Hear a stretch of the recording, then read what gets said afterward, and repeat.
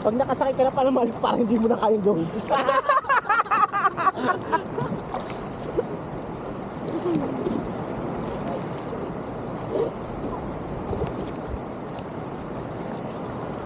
Lalo na pag natingin ka sa tubig.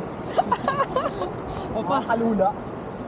masakit yan sa, masakit siya sa ano? Dito, Saan?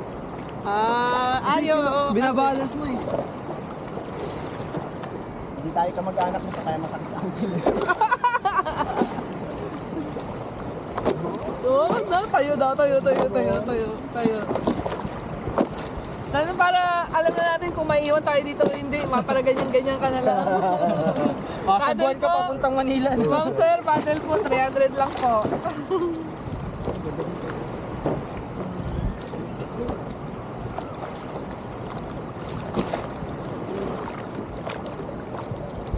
Harap sa camera.